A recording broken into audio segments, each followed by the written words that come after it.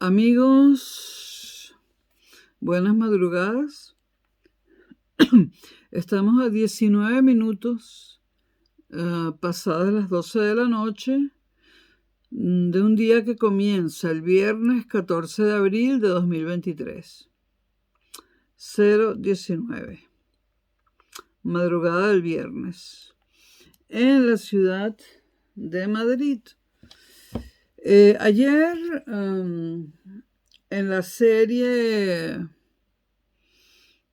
El siglo XX corto, 1914-1989, colgué un video que hablaba de lo que había sucedido después de terminada la Primera Guerra Mundial o Gran Guerra. Allí hablamos de la reorganización territorial, que fue bestial, del derrumbe de 3 grandes imperios, de la Revolución Rusa, de los tratados, entre comillas, de paz establecidos con los diferentes países derrotados, etc. Hoy continuamos con los años 20 del siglo XX, valga la redundancia.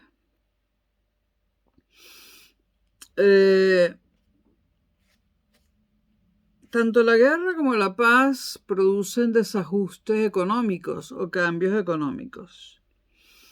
Vamos a hablar en primer lugar de los desajustes económicos, en este caso de la paz, en el periodo 1919-1924, que podemos considerar los primeros 5 años de los años 20, aunque comiencen en 1919.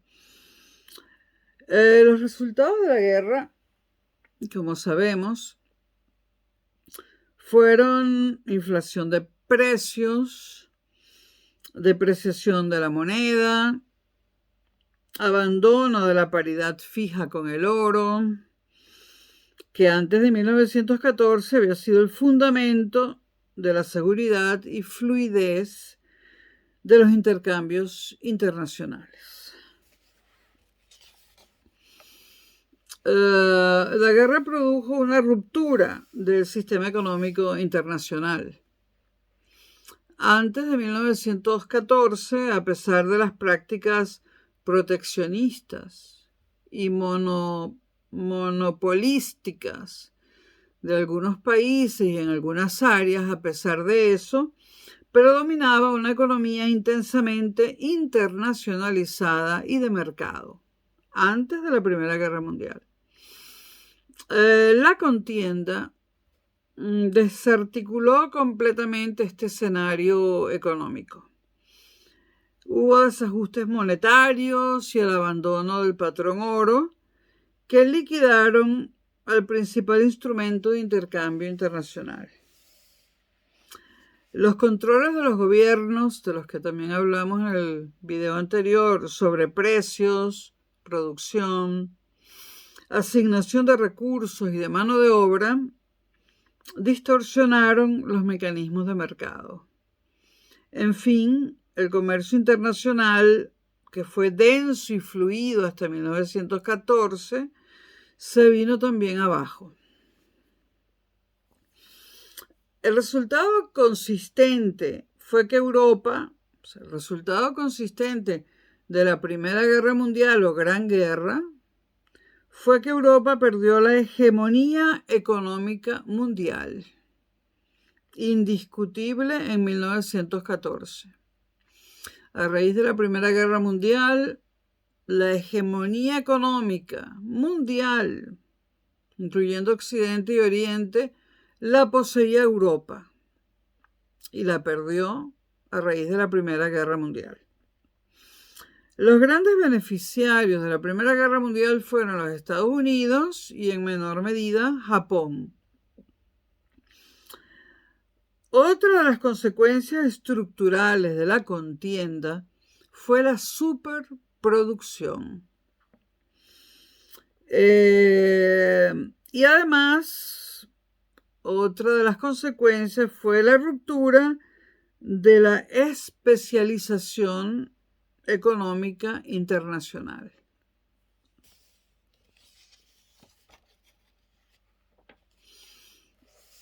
Otro problema más fueron los pagos internacionales. Hasta finales de 1920, la inflación representó en general un factor coyuntural de importante reactivación económica. Sin embargo, desde el otoño de 1920, el impulso que la inflación había dado a la reactivación económica se detuvo y en 1921 hubo ya una caída brusca de producción, exportaciones y precios. La crisis, breve pero profunda, se generalizó, salvándose de momento aquellos países de Europa Central cuyas monedas altamente depreciadas constituían un estímulo temporal a las exportaciones de esos países. Una moneda depreciada mejora las posibilidades de exportar de un país. La demanda, en general, se había venido abajo.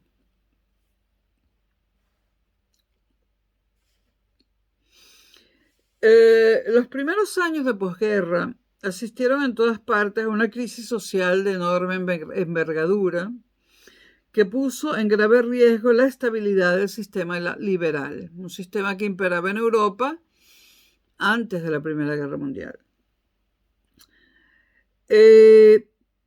Los obreros, que ya dije en unos videos anteriores, que fueron entusiastas, partidarios de la guerra, salieron de la guerra desengañados y tuvieron que enfrentarse a los tiempos de paz sometidos a duros sacrificios económicos. Primero la inflación y luego las drásticas medidas de ajuste. La revolución del proletariado o la rebeldía nacionalista de las clases medias atacaban directamente la esencia del sistema liberal.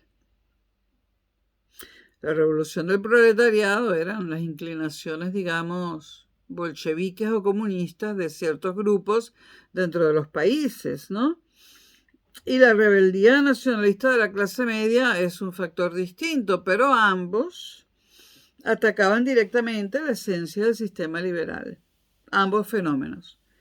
La revolución social no era precisamente una utopía, puesto que desde 1917 la nueva Rusia bolchevique constituía ejemplo y estímulo a todas las expectativas de revolución planetaria. Es decir, había triunfado y se había consolidado la primera revolución comunista de la historia, la revolución bolchevique. Entonces, ya el mundo sabía que las revoluciones comunistas eran posibles. Ya no eran una utopía, eran posibles y ahí estaba la Unión Soviética para demostrarlo.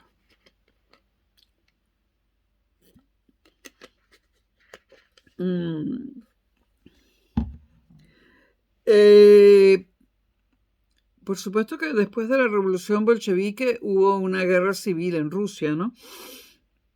Trotsky, que fue el gran creador y organizador del Ejército Rojo, es decir, del ejército bolchevique, y que tenía una gran pericia en este tipo de cosas y en otras también, consiguió aumentar el Ejército Rojo de 350.000 hombres a finales de 1918 a 1,5 millones de hombres en la primavera de 1919. Todo un récord. La nueva Rusia había perdido casi 800.000 kilómetros cuadrados y algo menos de 30 millones de habitantes. ¿Por qué había perdido esto? Porque Lenin, y ya lo dijimos en otros videos, para salirse de la Primera Guerra Mundial y consolidar la revolución, le había otorgado a Alemania, Finlandia, Estonia, Lituania, Letonia y Polonia. Y puede que algo más. Entonces la Rusia bolchevique sufrió una pérdida territorial y de población. Además, contando además, no solo la población que quedó en las áreas entregadas a Alemania, en los territorios, perdón, entregados a Alemania, sino la población que murió en la guerra.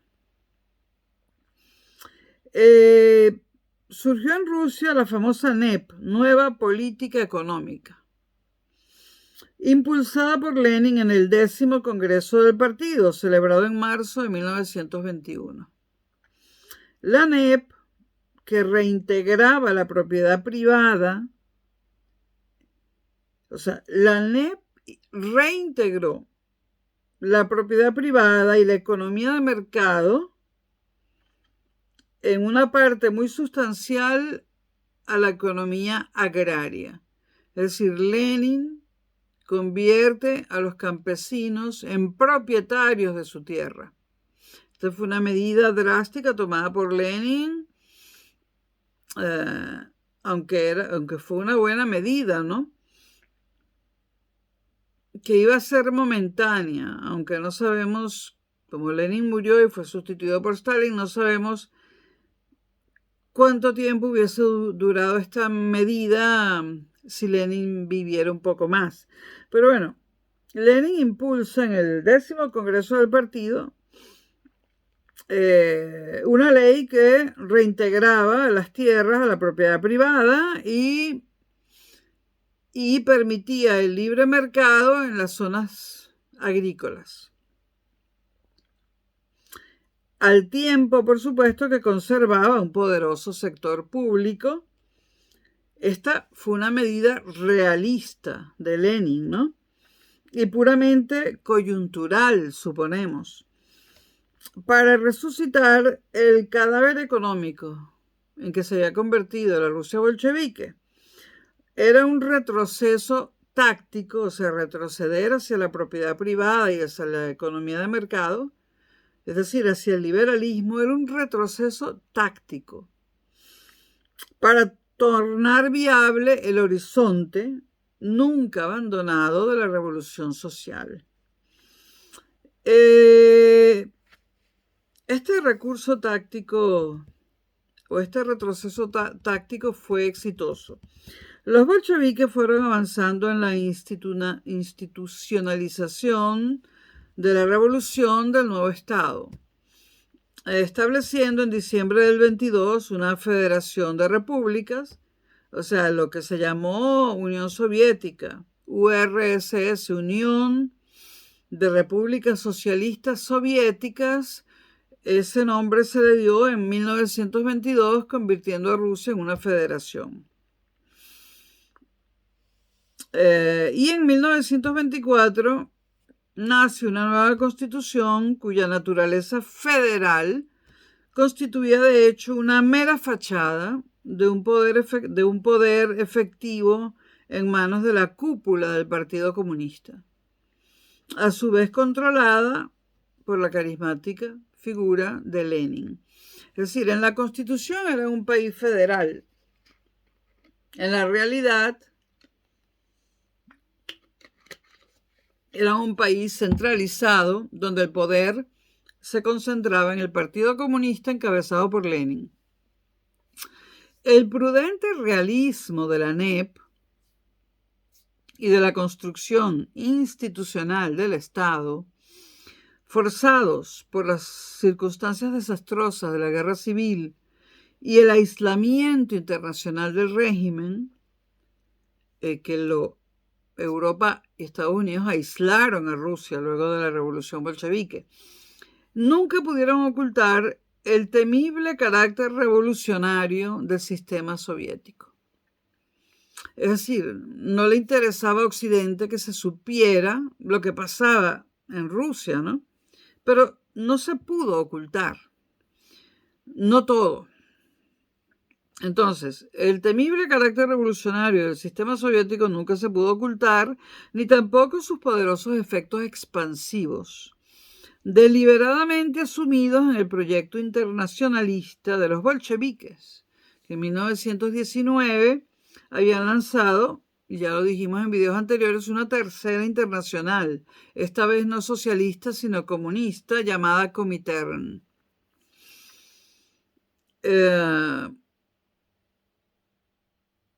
Tenía 21 condiciones de adhesión, esta tercera internacional comunista, y eran una indeleble muestra de su duro y sectario carácter revolucionario.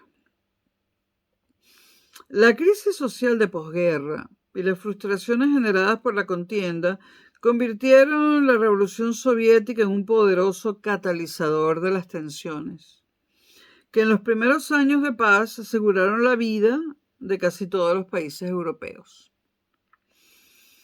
Revolución social y contrarrevolución nacionalista fueron desde entonces, a lo largo de todo el periodo de entreguerras, los trágicos actores de un conflicto instalado en el corazón de la nueva sociedad de masas, donde en realidad se dirimía la suerte del sistema liberal, laboriosamente edificado durante el siglo XIX y aparentemente victorioso antes de 1914. Es decir, debido a lo ocurrido en la Primera Guerra Mundial y debido a la Revolución Rusa, en los distintos países, había dos cosas. Una tendencia a la revolución social, es decir, al comunismo, a lo bolchevique, y por otro lado, una tendencia a la contrarrevolución nacionalista, ¿no?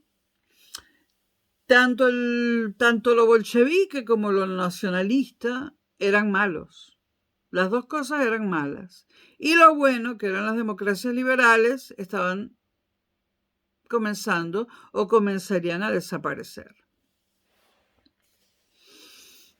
Hablemos de Alemania. Alemania en el precipicio. En Alemania, el vacío político creado por la derrota y la abdicación del Kaiser el 9 de noviembre de 1918 llevó a los socialistas al poder. Bajo la dirección de Ebert. Ebert era un patriota y un moderado que encarnaba mejor que nadie el tradicional carácter reformista de la socialdemocracia alemana. La extrema izquierda, bajo Karl Liebknecht, se me está olvidando cómo pronunciar el alemán, o esto puede ser un apellido mixto.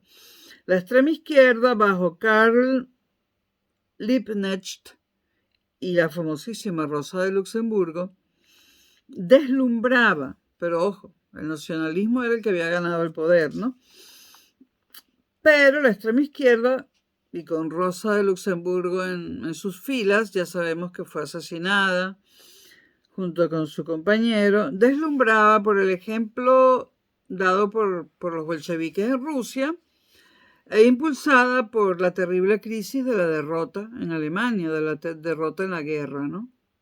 Una guerra que ya dijimos en videos anteriores, los partidos socialistas de Europa no querían. Esto desencadenó entre el 6 y 11 de enero de 1919 en Alemania un sangriento movimiento revolucionario que se bautizó como Revolución Espartaquista en Berlín, que fue sofocado sin contemplaciones por el gobernador socialista Noske. Otro tanto ocurrió con otra revolución que hubo en Baviera, aplastada por el general von Epp el 1 de mayo de 1917, en München.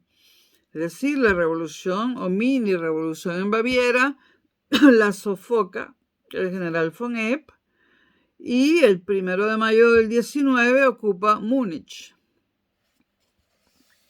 Es decir, que con estas dos mini revoluciones los comunistas no lograron desplazar a los socialistas del poder. Entre tanto, iba avanzándose en la institucionalización del nuevo régimen.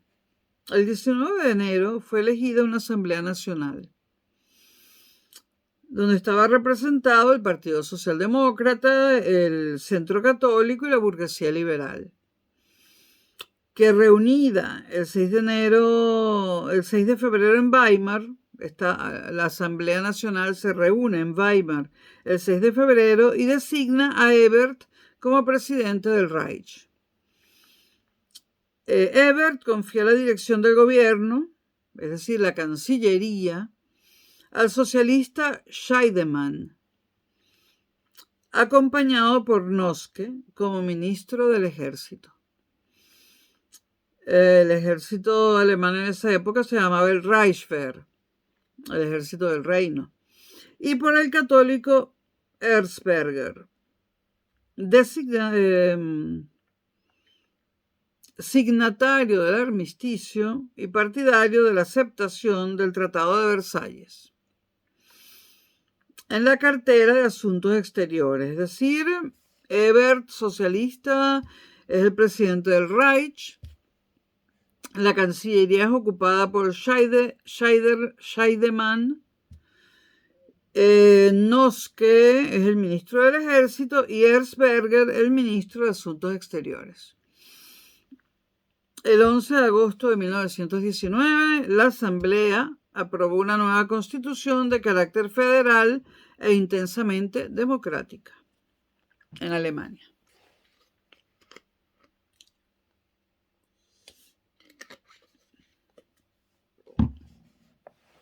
Pero la nueva democracia alemana estuvo hasta finales de 1923 pendiente de un hilo, porque la posguerra para Alemania fue horrorosa. A la idea de que Alemania no había sido derrotada, una idea falsa que se le intentó inculcar a los alemanes en algunos sectores, ¿no?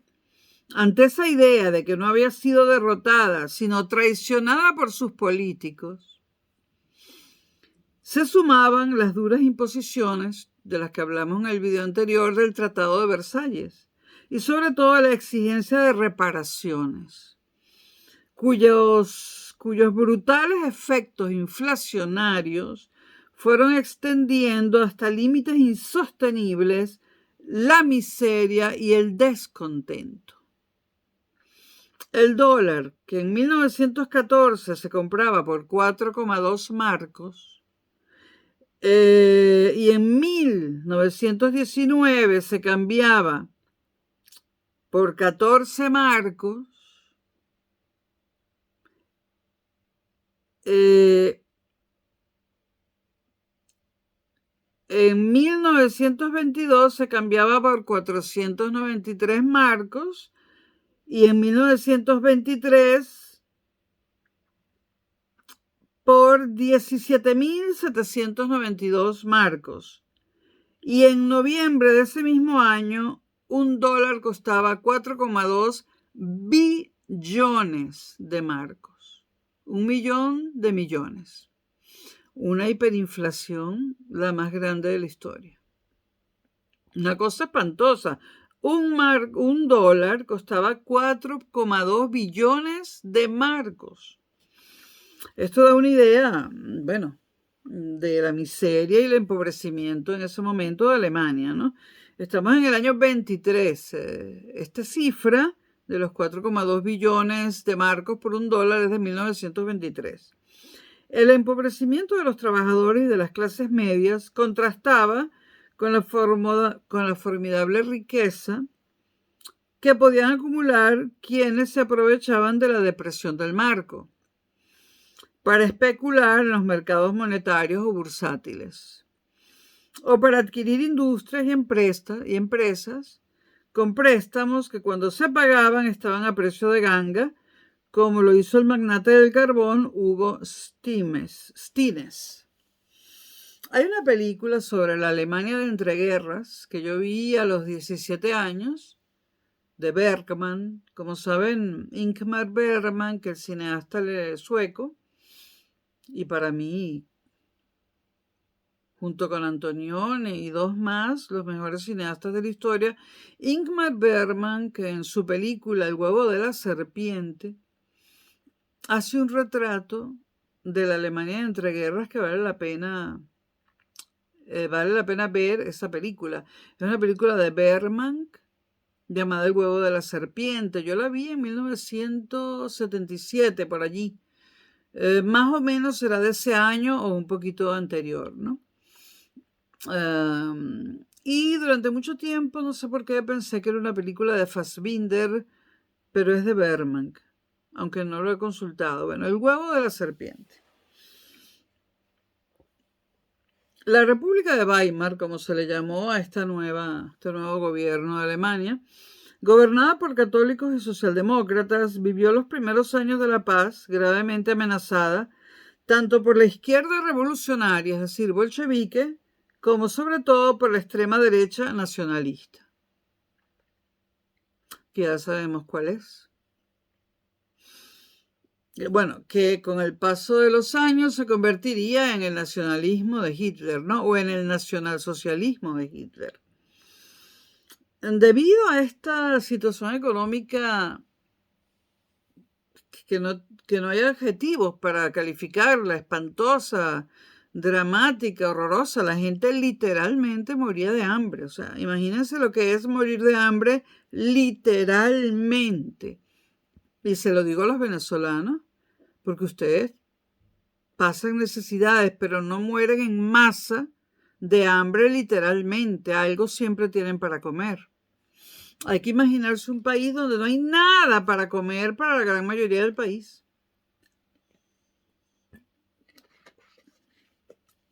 Bueno, debido a todo esto, hubo un intento, como no, los golpistas siempre aprovechan las crisis económicas para tratar de dar un golpe de Estado. Los militares, perdón, siempre aprovechan para tratar de dar un golpe de Estado a las crisis económicas, ¿no? Los venezolanos sabemos mucho de eso, ¿no? Entonces, hubo un intento de golpe de Estado en Berlín en marzo de 1920, dirigido por el doctor Kapp y apoyado por la Brigada Báltica del capitán Ehrhardt. Este intento de golpe de Estado no tuvo éxito.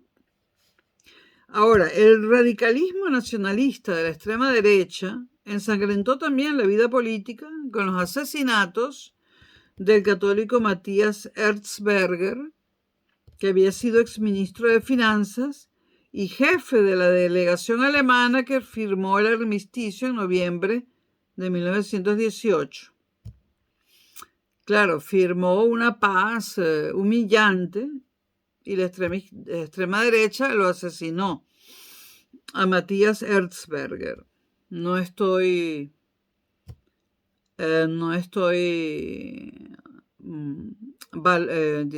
justificando el asesinato. Matías Erzberger es asesinado en agosto de 1921 y en noviembre del 18 había firmado el armisticio de paz. También asesinaron a Walter Rathenau, ministro de Exteriores, que había desarrollado también una política favorable a la aceptación realista de las cláusulas del Tratado de Versalles. En junio del año siguiente, del 22, también fue asesinado. Hubo más muertes, pero bueno, mencionar 2 asesinatos es suficiente, ¿no? No recuerdo en qué momento fue asesinada Rosa de Luxemburgo. Y el libro que estoy usando para el resumen parece que no me lo quiere decir porque no me lo ha dicho. Eso, Google. Esa densa y desarticulada corriente de nacionalismo radical alimentó sobre todo la refundación por el excombatiente austriaco Adolf Hitler de un partido que en esos años de crisis iría ganando activismo y visibilidad en la opinión pública y en los medios de prensa. Es decir, aquí ya tenemos a Hitler, ¿no? Recuerden que combatió en la Primera Guerra Mundial por Alemania, aunque era austriaco, pero bueno, Alemania y Austro-Hungría eran aliados.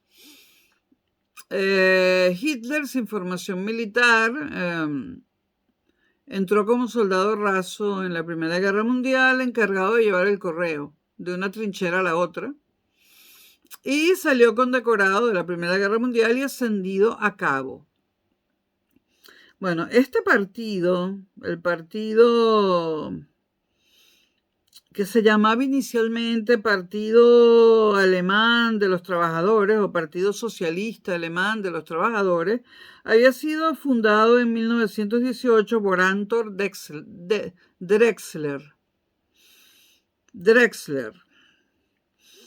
Repito, el Partido Socialista Alemán había sido fundado por Anton Drexler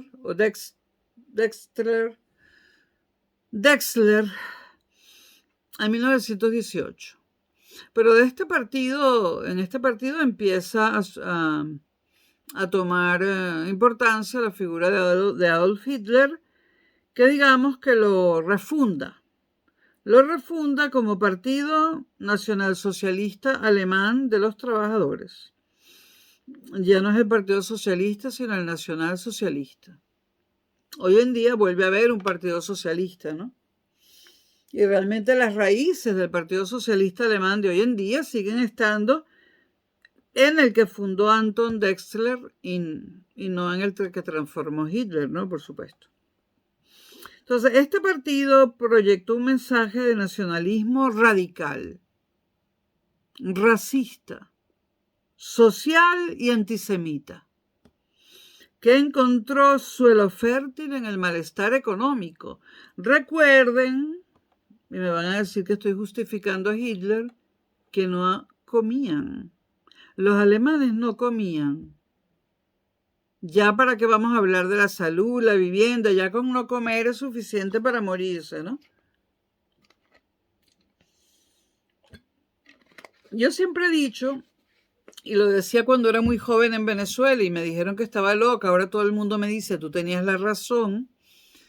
No me dejaron ascender a los cargos necesarios para paliar el hambre en Venezuela y ocurrió lo que ocurrió, que yo no quería que ocurriera. Del caso venezolano, debido al caso venezolano, yo siempre he dicho, no es un buen negocio, por decirlo así, matar de hambre a la población. Siempre va a traer consecuencias gravísimas. Las trajo en la Alemania de entreguerras, que terminó con el comienzo, de la Segunda Guerra Mundial, y las trajo a la Venezuela de 1988-89. Yo decía dentro del gobierno que había que regalarle la comida a la gente de los cerros. Y me decían que yo estaba loca. Y yo decía, pero lo que se roban todos ustedes en corrupción no es ni el 0,001% de lo que yo les estoy pidiendo que regalemos en comida. Y bueno, me decían, ay, pobrecita, ella tan idealista, Conchita. Yo todavía era Conchita, no era Concha. Ella tan idealista, Conchita. Y es que yo decía, no es solo por idealismo, es que algo va a pasar. Yo no sabía que iba a pasar, pero sabía que algo iba a pasar, porque esa situación era insostenible. Derroches y lujos por un lado y gente que no comía por el otro. Para el que no lo haya vivido, el que no conoció Venezuela en los años 80, los centros comerciales de Venezuela eran mucho más lujosos que los de Estados Unidos, incluyendo los de Nueva York. La Torre Trump puede que tuviera precios superiores a... En los primeros pisos de la primera Torre Trump, en la Quinta Avenida, puede que los precios fueran superiores a los centros comerciales venezolanos, pero el lujo no lo era.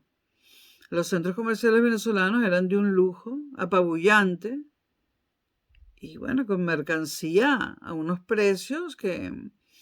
Y bueno, la gente pobre entraba y veía eso, ¿no? Y veía a la gente comprando. Repito, no hay que dejar a la gente morir de hambre, a no ser que tú pretendas matarlos. En ese caso, creo que Sánchez ha hecho bien en dar ayudas debido al COVID y debido a la crisis con la guerra de Ucrania, en dar ayudas a la población, ¿no? Bueno, cierro paréntesis. Había un suelo fértil para el nacionalismo en el malestar económico y Adolf Hitler lo aprovechó. El partido nazi reclutó parte de sus cuadros en algunos medios intelectuales radicalizados y sin proyección social. Era gente radicalizada y que no era tomada en cuenta, como Alfred Rosenberg o Joseph Goebbels, o entre oficiales del ejército desmovilizados, como el mayor Rom, Rudolf Hess, o el héroe de la aviación en la Primera Guerra Mundial, Hermann Göring, ¿no? Todos sabemos cómo terminaron todos ellos, ¿no? Fue ganando con bastante rapidez la calle y tuvo una milicia armada, la GSA, eran unas fuerzas de asalto, que era una verdadera tropa de asalto. Eran unas fuerzas de asalto. Y si alguno de ustedes quiere leer, y la recomiendo ampliamente, la biografía de Hitler escrita por Ian Kershaw, que es súper... Yo la leí en Venezuela y eran 2 tomos súper gruesos. En España me encontré que le habían agregado un tercer tomo. Muy lamentablemente ahora la venden en un solo tomo y le han recortado muchas cosas. Yo lamento el recorte, prefería los 3 tomos y sin recorte. Y no me la he podido volver a comprar, estoy en ello. Bueno, en esta biografía de Hitler monumental, la mejor de todas, de Ian Kershaw,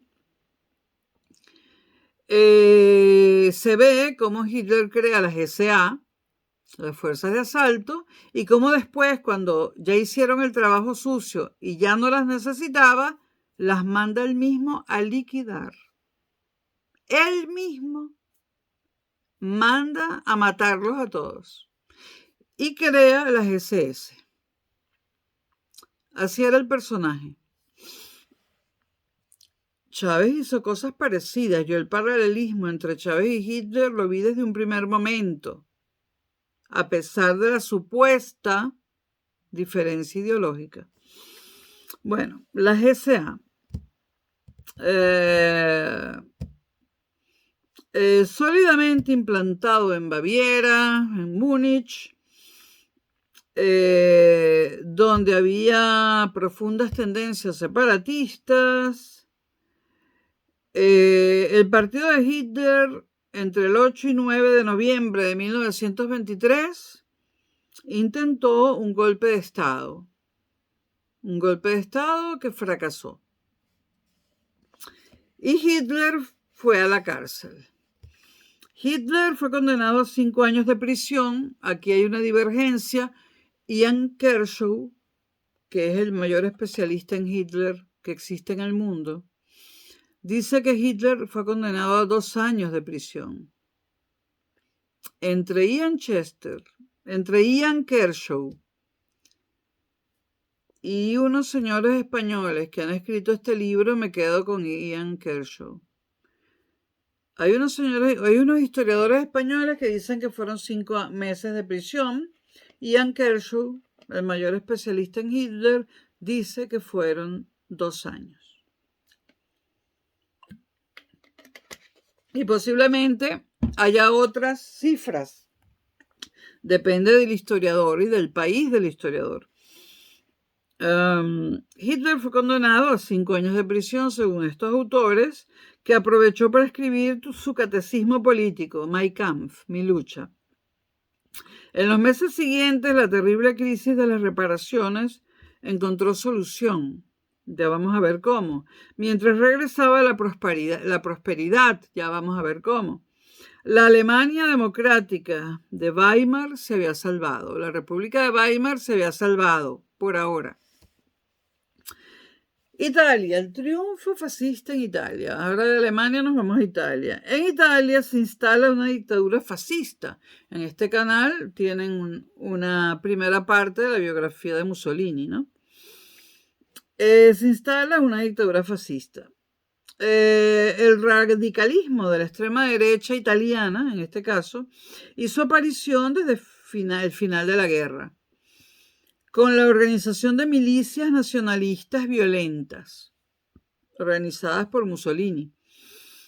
Los Fascidi Combattimento. Vamos a usar el término milicias nacionales, ¿no? Los Fascidi Combattimento, creadas en Milán por órdenes de Mussolini en marzo de 1919.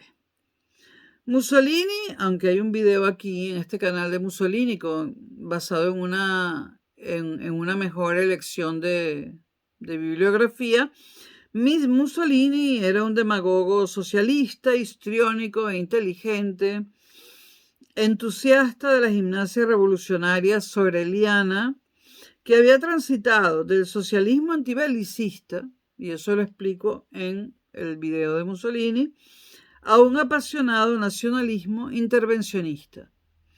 Mussolini promulgaba el establecimiento de una dictadura de Estado que acabase con el desorden social, restaurase la grandeza de la nación e impulsase las grandes transformaciones económicas y sociales reclamadas por el mundo moderno.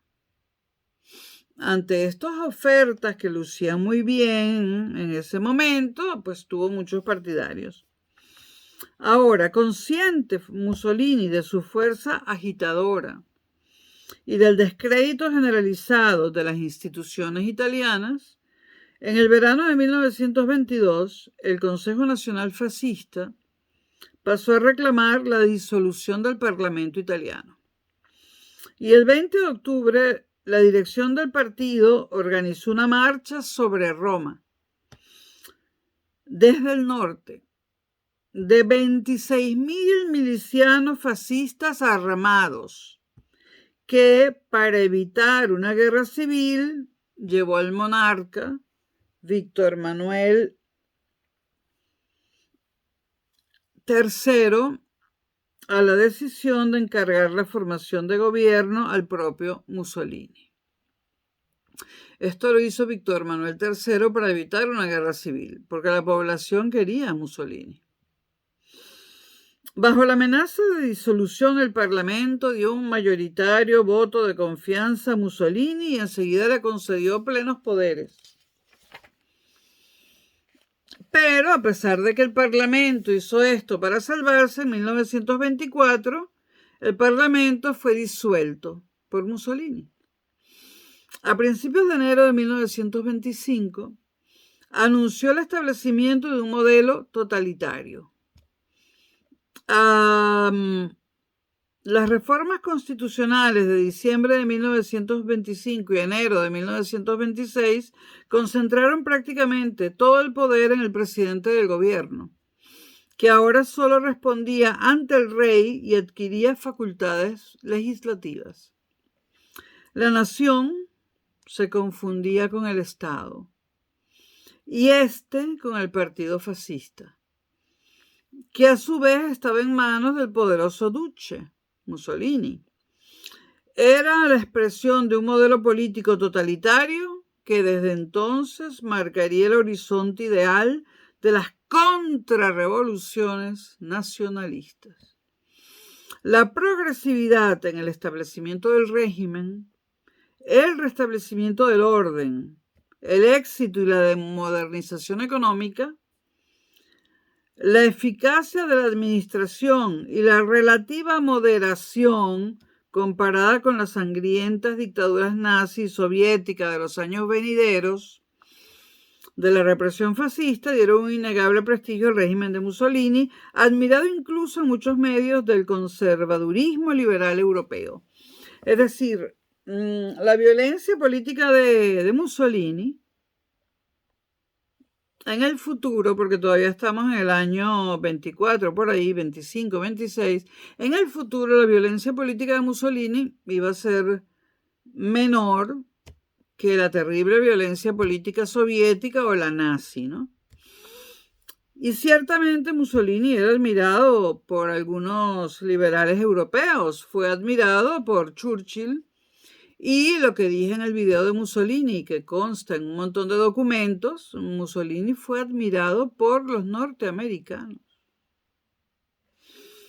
Al principio. Vámonos con España y Portugal. Ya hablamos de Alemania e Italia. España y Portugal. Bueno, la crisis del sistema liberal que se manifestó en otros países tuvo también en España en septiembre de 1923 un desenlace dictatorial como consecuencia del apoyo del monarca al pronunciamiento militar del general Miguel Primo de Rivera. En este canal hay un video sobre la dictadura de Primo de Rivera.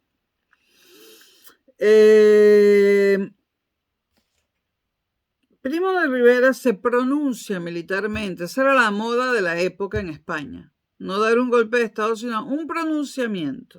Él se pronuncia y asciende fácilmente al poder porque se ve auxiliado por la desmoralización y desprestigio de los partidos constitucionales y las simpatías que provocó en la opinión. Parece que Miguel Primo de Rivera, era muy simpático.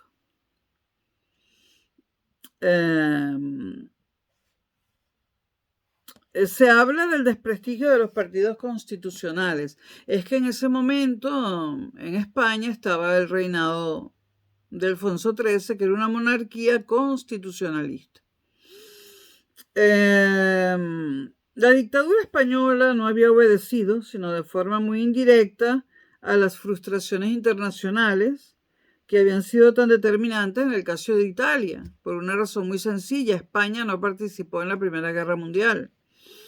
La incapacidad del régimen constitucional, es decir, de la monarquía constitucional de Alfonso XIII, para pacificar la zona que le correspondía a España en el protectorado marroquí, tenía ciertamente una innegable dimensión exterior, pero constituía sobre todo un problema interno que desasosegaba al país, desprestigiaba al régimen, y lo que era más inquietante, generaba un peligroso malestar en las Fuerzas Armadas. Es decir, que la monarquía constitucional de Alfonso XIII no lograse resolver el problema marroquí, se vio reflejada esa incapacidad en el descontento de parte de las Fuerzas Armadas.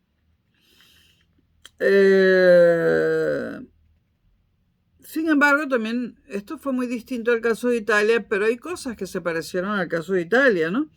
Por ejemplo, los efectos de la crisis económica, la agitación social, tanto urbana como agraria, en la ciudad y en el campo, la amenaza subversiva de la extrema izquierda que caracterizaron los años de la inmediata posguerra. Esto mostraba un paralelismo con lo que sucedía en Italia, ¿no? Y mostraba la incapacidad por sus sistemas representativos oligárquicos para generar las reformas democratizadoras exigidas por la presión de la dinámica sociedad de masas que emergía del nuevo escenario ciudadano. Después de la Primera Guerra Mundial emerge con fuerza la sociedad de masas para no irse más nunca. Y esto muchísimos políticos y muchísimos países no lo supieron controlar. este nuevo fenómeno no lo supieron controlar. O mejor dicho, encauzar. El marketing todavía no existía. Sin embargo, la dictadura de Primo de Rivera, repito, hay un video en este canal, no surgió de ningún partido contrarrevolucionario de signo moderno, como era el fascismo, sino que respondía a la tradición del golpismo militar español en forma de pronunciamiento, como vía correctora de la incapacidad de las fuerzas políticas constitucionales. El régimen de Primo de Rivera, como el propio general Primo de Rivera, pretendieron tan solo representar un paréntesis reformista. Cuando la liquidación moral y política de las viejas estructuras revelaron la imposibilidad de regresar a la normalidad, el dictador se mostró incapaz de articular un modelo institucional alternativo y optó por abandonar el poder en enero de 1930. En enero de 1930 renuncia al poder Miguel Primo de Rivera. Hay muchos historiadores que piensan que Miguel Primo de Rivera, en el fondo nunca dejó de ser un liberal. El resultado de su experiencia de poder fue la satisfactoria solución del problema de Marruecos, que fue para lo que hizo ese paréntesis dictatorial, ¿no?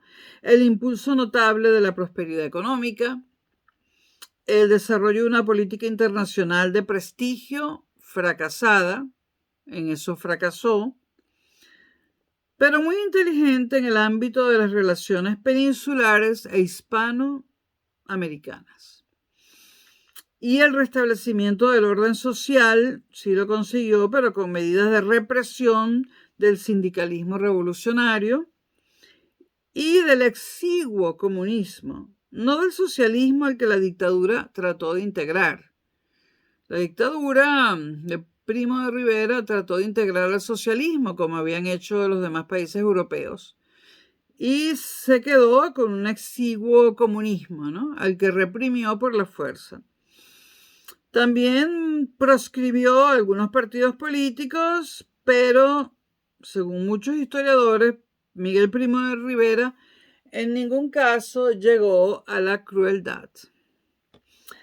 La dictadura liquidó la vieja política sin crear una alternativa, una estructura alternativa, provocando a su término un vacío de poder. Cuando él renuncia, se crea un vacío de poder que un poquito después, en abril de 1931, vendrá a llenar una avanzada democracia republicana.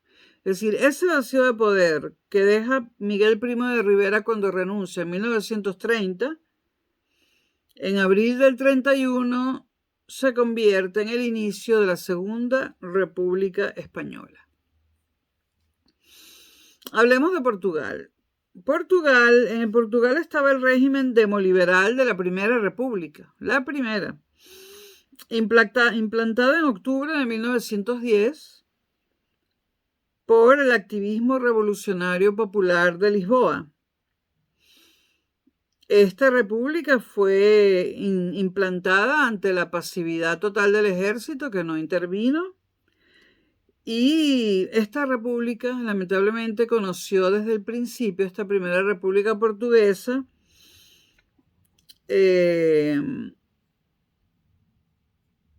una vida atormentada, la de la primera república portuguesa. Los nuevos gobernantes de Portugal, instalados en el bastión urbano de la capital, se dispusieron a modernizar al viejo Portugal con una política de radicalismo anticlerical que pretendía extirpar del país el funesto oscurantismo. Razón tenían en esto, iluminándolo con los resplandores de la ilustración ciudadana y la cultura laica. En esto tenían razón. Ese choque de civilizaciones generó desde el principio una situación endémica de crisis política y social. No todo el mundo quería esta modernización. con periodos próximos a la Guerra Civil, donde se enfrentaba el republicanismo radical con las fuerzas de la contrarrevolución. ¿Cuáles eran las fuerzas de la contrarrevolución? Pues los monárquicos, los católicos e incluso los republicanos moderados. Esta primera República Portuguesa me recuerda el trienio ADECO de 1945-48 en Venezuela, donde Acción Democrática hizo algo parecido y terminó fracasando por el golpe de Estado de 1948 dado por Pérez Jiménez. Bueno, la contrarrevolución, repito, estaba formada por católicos, por monárquicos y por republicanos moderados.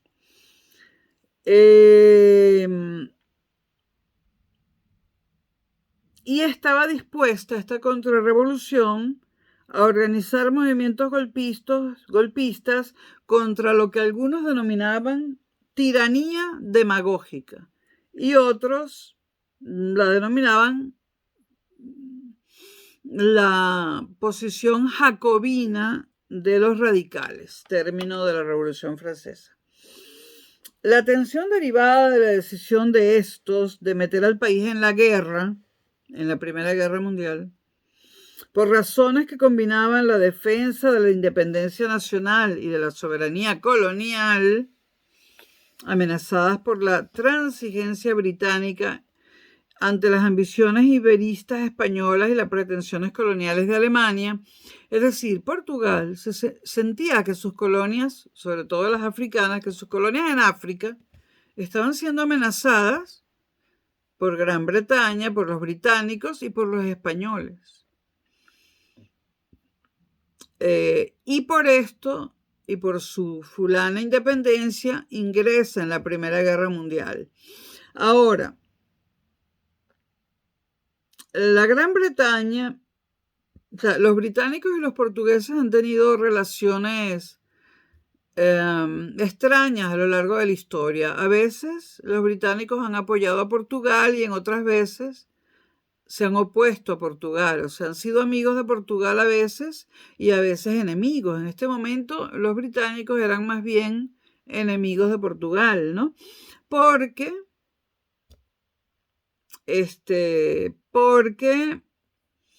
apoyaban las pretensiones de España y de Alemania de tener colonias en África a costa de Portugal.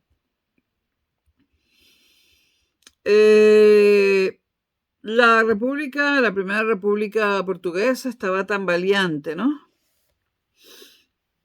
El ejército, nada conforme con la intervención en la contienda europea, es decir, en la Primera Guerra Mundial, y cada vez más distanciado del régimen, es decir, de la Primera República, ensayó la vía de la dictadura primero entre enero y mayo de 1915 y fracasó. Esa primera intentona golpista en Portugal fracasó. La segunda vez lo intentaron entre diciembre de 1917 y diciembre de 1918.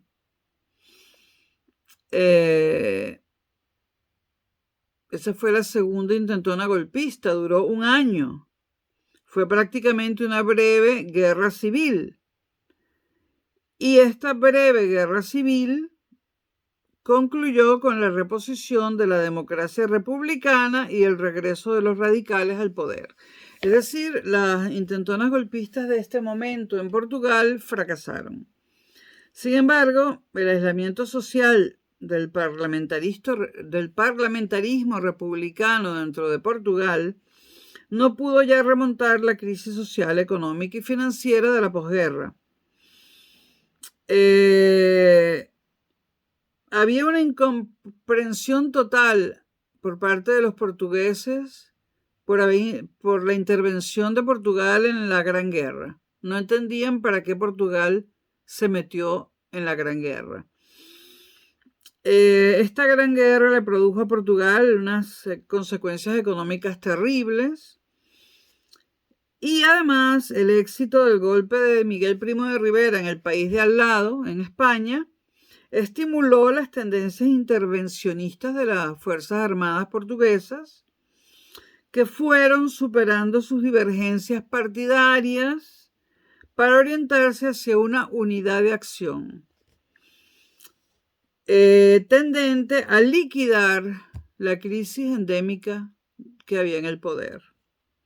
El 28 de mayo de 1926, un movimiento militar amplio, desencadenado desde el norte sobre Lisboa, puso término al demoliberalismo republicano, estableciendo una dictadura militar. Se acabó la Primera República Portuguesa en 1926 y la reemplazó una dictadura militar. Ahora, la desastrosa gestión de los militares ahondó aún más la crisis financiera de Portugal. Tampoco fueron los militares capaces de articular un sistema político estable y alternativo. En abril de 1928 llega al gobierno un poderoso ministro de Finanzas, el doctor Oliveira Salazar, un prestigioso catedrático de la Universidad de Coimbra y miembro destacado del Partido Católico. Salazar cambia el rumbo de la historia portuguesa, ¿no? Y restaura la situación financiera y acomete con éxito entre 1930 y 1933 la instauración de un Estado nuevo,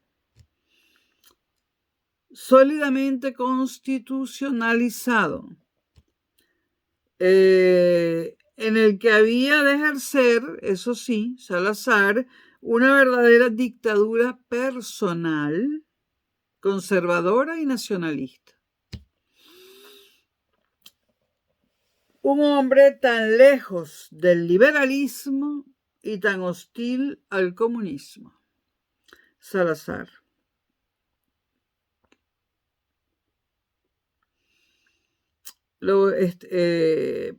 Los años 20 ocupan mucho espacio, ¿no? Hay mucho que decir sobre los años 20 en Europa. Así que lo dejo por ahora, subo este video y continúo más tarde o mañana.